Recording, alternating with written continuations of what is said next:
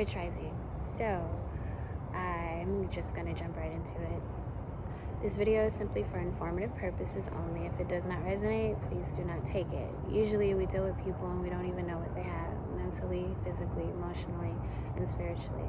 Possession is real. I cannot stress that enough. Just as Satan, the devil, darker forces are real, so is God, angels, spirit guides, light, star seeds, earth angels, ancestors, so on and so forth.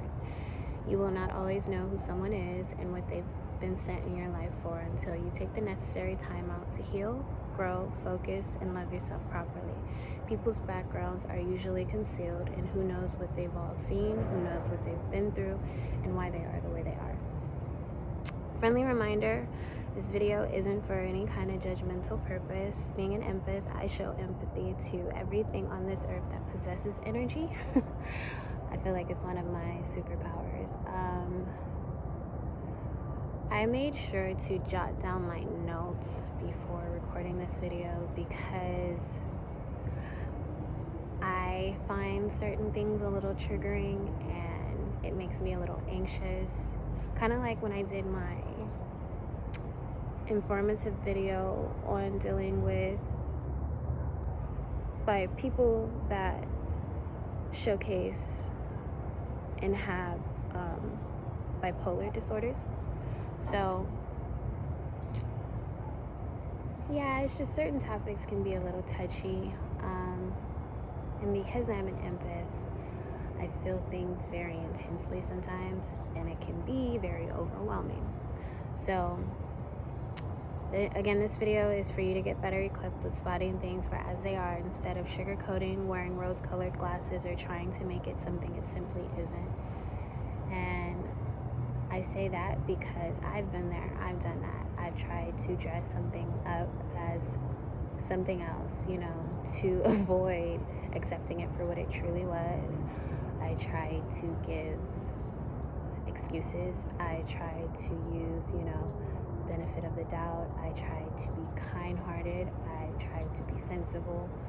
And people will use your kindness for weakness, so you just have to know when to wash your hands or, just keep a safe distance. That way you're protected in the process as well. The term came up for me last night, but I figured I'd sleep on it and I talk about it this morning. When it comes to sociopaths, it's described as a person with a personality disorder manifesting itself in extreme antisocial attitudes, behavior, and a lack of conscience. An abnormal personality trait, meaning they will isolate themselves. It'll show by their preventative interacting behavior and their lack of accountability and empathy. Essentially, I feel it's better described as a hot and cold behavior. Genuine and real relationships are not something these people are used to dealing with if it isn't surface level or materialistic, because that's how they sometimes disguise themselves and dress up their life to be one big party.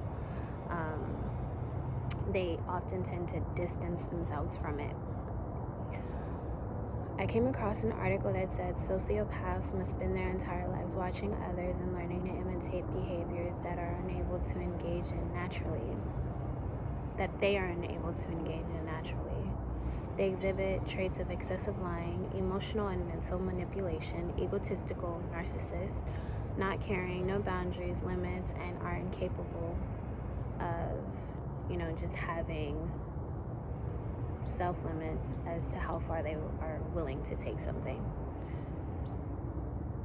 I feel they're not spiritually in tuned, because with being spiritually inclined,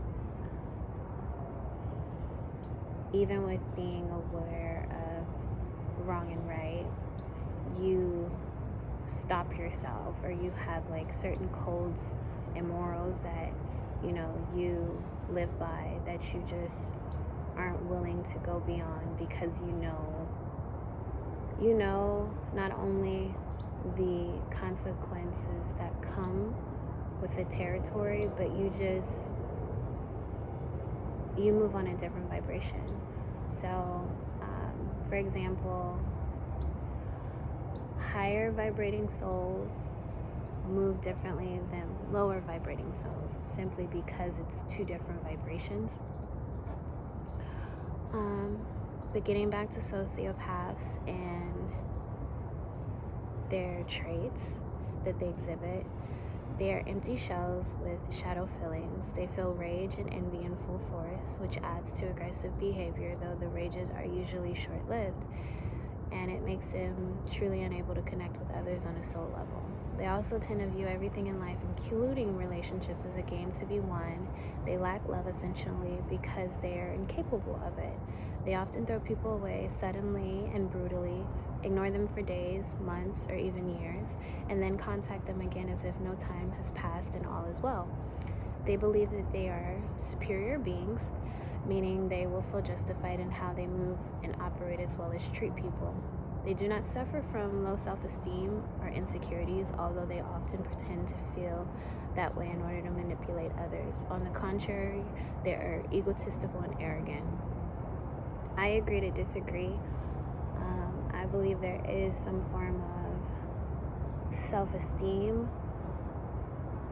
low self-esteem, and insecurities that come into play with these characteristic traits, simply because when you know yourself, you move differently. It's a different kind of wavelength, it's a different kind of essence, it's a different kind of divinity, it's a different kind of frequency. They come in three forms: projections onto others, truthful remarks, and statements that are the exact opposite of the truth. Another term that came up and which is in connection and closely relation to sociopath is psychopaths. The term is described as a person affected by a chronic mental disorder with abnormal or violent social behavior, deriving from the term psycho, an unstable and aggressive person. So, my advice in dealing with these people or coming across them: go in the other direction, move out of the way, keep a safe distance, and you pray for them. That's the best thing you possibly can do. You want to make sure you're taking your precautionary methods serious, because that will keep you intact. My mother has always said bad company corrupts good morals, so you are who you hang with. You hang around it long enough, you start to take on personality traits and behavior patterns and habits of others subconsciously that, may not be your intention, but because you've allowed that energy around you, that's exactly what happens. You don't need to spend your time trying to save anyone, let alone waste your time or energy or resources in aiding them. Again, who knows why they are the way they are, but do not take on other people's burdens, traumas, personality disorders, or realities. Your life is what you make it, and if you stop for every damaged soul, who knows if you'll be able to make it to your destination. It's not so much about the destination, it's about the journey. And when you run into people, souls, connections, attachments, let it redirect you back to self, and just focus on how you can better protect yourself, how you can stop making yourself so vulnerable. That way you don't become a victim to the way that the next person is living. When your heart gets broken, only you can heal it. God will allow you to put yourself in situations, that way you can get yourself out of that same situation that you placed yourself in. So be mindful, be kind to yourself. In return, you can do it to the rest of the world, and just protect yourself as best as you can. My mom would always tell me before I left the house, guard your heart. So make sure you're doing that. Don't let anybody use your kindness as your weakness. Namaste.